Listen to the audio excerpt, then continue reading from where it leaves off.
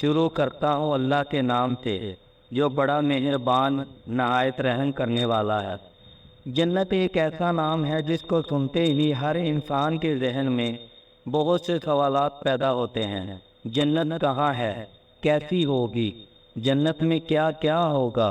حور کیسی ہوگی؟ اس سے تعلق کیسے قائم ہوگا؟ کیا نفسانی خواہشات ہوگی؟ بچے کیسے پیدا ہوں گے؟ ہم مستری سے لذت کیسی ہوگی؟ مردوں کو حوریں تو عورتوں کو ہم مستری کے لیے کون ملے گا؟ حضرت ابو ہریرہ رضی اللہ تعالی عنہ سے مروی ہے کہ ہم نے رسول اکرم صلی اللہ علیہ وآلہ وسلم سے عرض کیا، اے اللہ کے رسول، ہمیں جنت کے بارے میں بتائیے۔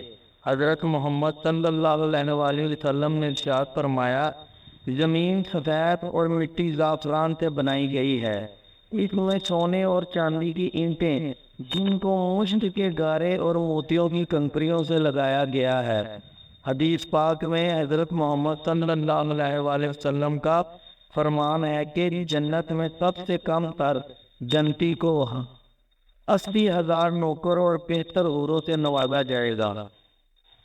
آپ صلی اللہ علیہ وآلہ وسلم نے فرمایا کہ جنت کی حور اتنی خوبصورت ہے کہ اگر وہ آسمان کے زمین کی طرف نظر مارے تو ساری زمین نور سے بھر جائے اور ہر طرف خوشبو پھیل جائے۔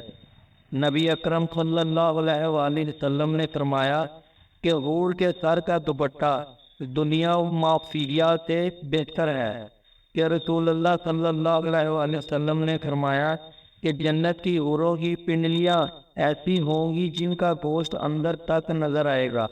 حضرت انس سے مروی ہے کہ رسول اللہ صلی اللہ علیہ وآلہ وسلم نے فرمایا کہ جبرائیل نے مجھے بتایا کہ جب جنتی آدمی حور کے پاس جائے گا تو حور اس کا استقبال کرے گی، تم جس انگلی سے چاہو حور کو پکڑ سکو گے۔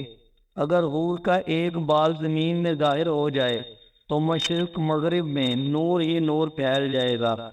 جنتی آدمی جنت میں ایسے بستر پر بیٹھا ہوگا تو اس کے سر پر ایک نور ظاہر ہوگا۔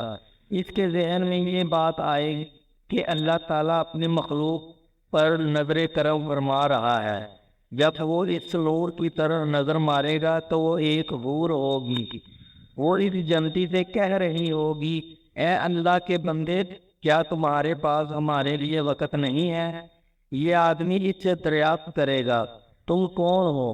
وہ جواب دے گی کہ میں ان حوروں میں سے ہوں جس کا اللہ نے تم سے وعدہ فرمایا تھا۔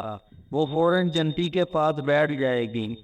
ابھی وہ جنتی اس حور سے گفتگو کر رہا ہوگا کہ ایک اور اس بندے کے پاس آ کر کہے گی، اے اللہ کے ولی، کیا تمہارے پاس ہمارے لیے وقت نہیں ہے؟ اس طرح وہ جنتی ایک حور سے دوسری حور سے باتیں کرتا رہے گا۔